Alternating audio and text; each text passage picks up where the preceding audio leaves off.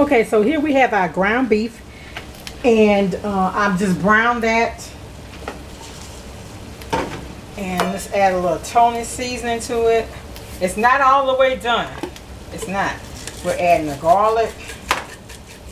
We're going to continue to let this brown. It has a little pink in it, but that's fine. It's going to continue to cook. But now we are not going to add any liquid to this while it's still pink, because that will actually make your ground beef tough. This is 80-20 ground chuck. Okay, and so it's just about brown. Again, I'm not adding any liquid to this because it's not all the way done. There's not very much grease in the pot, as you can see. So now we're going to add, and I think this is too much, onion and garlic, green onion, and bell pepper. And I was a little heavy-handed with seasoning, but that's going to be all. I'm going to take this and put it in a Ziploc bag and use it at a later date. So what we're going to do, we're going to let this continue to cook. Remember, the meat is going to continue to brown, but as that meat browns, so will these the flavor of the seasonings penetrate your meat. And that's why I didn't want it all the way brown. But again, has actually cooked out of, and I did add red bell pepper. I cut my bell peppers up and I Julian style cut them up in the freezer. Let me show you what they look like. I think I had shared it in the haul. I went and found these red bell pepper, y'all. 2 for $1. So I just went ahead and cut them up, and that's how I do them. And if you want to, you know, make them small, all you do is just chop them up or whatever. But yeah, that was a very good buy. Because, you know, like I said, the seasonings will go bad. That stuff just don't stay fresh like it used to. Okay, so here's our meat. So to this meat, we want to have a gravy, right? But you know, when you use those different gravy packets, that stuff has so much sodium. So what I do is, for this dish, I just add flour and a little bit of gravy, or a little bit of oil that's left in this, and that's the reason why I leave a little pink also. Just that little bit of grease in there. I'm going to add flour to this, let it cook for a while, then add my Worcestershire sauce, and that's my gravy. I don't have to add anything else salty to this dish. Nothing. Like I have, let me show you. If you're in a hurry and you just gotta do something quick, you can use this bouillon flavor cubes. This is the powder, but I don't want to use it because, again, it has sodium. It has 790 milligrams of sodium in this. Then, if you're in a hurry and you want to hurry up and make a gravy, you can also use this root. This Tony saturates, and it's the same as, it's made by the same people. Now it's good, but this will make your dish salty, so you have to be extra careful with it. That's why I'm cutting back on it. And this just has 80 milligrams of sodium. Doesn't have a whole lot, but anyway, that's what I'm using. And then again, you're gonna have to adjust your seasonings because you did add. Ooh, this just about up. You're gonna have to adjust your seasonings though, because you did add flour. So once you add that flour, again, we're gonna stir this. And I'm not gonna make it like a gravy. I want it to be in liquid. I want it to have a little liquid to it, not a whole bunch, because remember, your potatoes and cheese are gonna go on top of this. So all I do is just let that continue to fry about 5 minutes.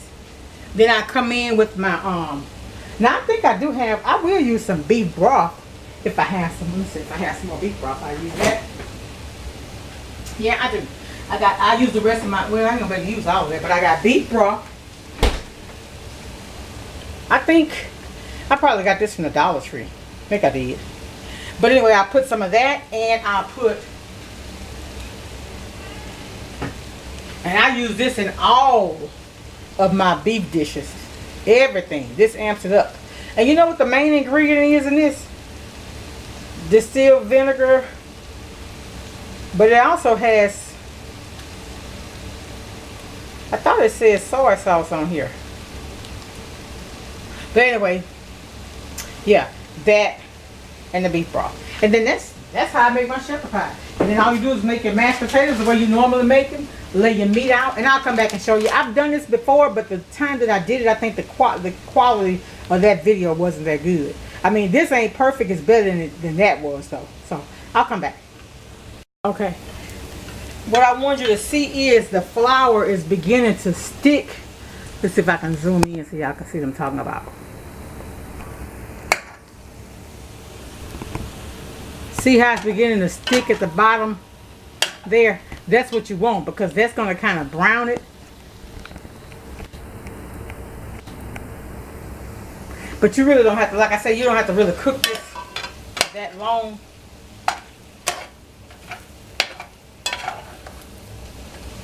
It's kind of brown at the bottom. So now we're going to add our chicken broth. I'm sorry, beef broth. I'm eyeballing it because, like I said, I don't want a whole lot. I don't want a gravy to this, and I think that's going to be enough. And then my Worcestershire sauce. And my cap some type of way got broken. I don't know how that happened. I don't want to put too much to overpower my other flavors. Okay, and as this cook, it's going to pull up all that flour from the bottom. And then we're going to cook this until all of your vegetables are as tender as you want them. And y'all, I may go ahead and add the rest of that broth. Just because that flour is going to thicken it up some more. A cup left. So I'm going to use it all. Okay, take two with this. As you're stirring this, go into the bottom and stir it, y'all. This is the thickness you want. I'm just continuing to let it cook so the vegetables can cook. Alright. The camera acting crazy. Okay, for my potatoes, I have Imperial margarine. The potatoes been boiled in salt water.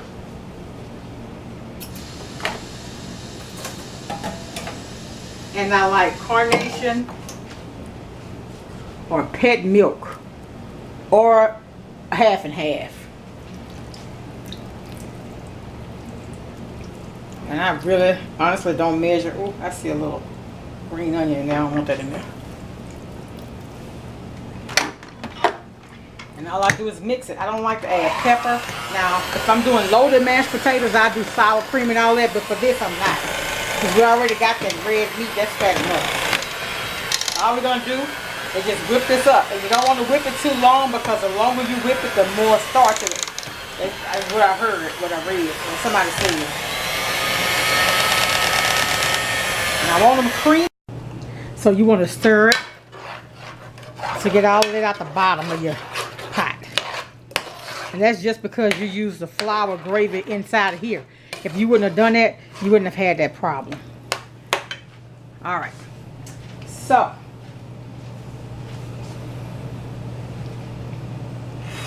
I see. Feel like a mosquito in here, y'all. Nah, that's got to go. Okay. So.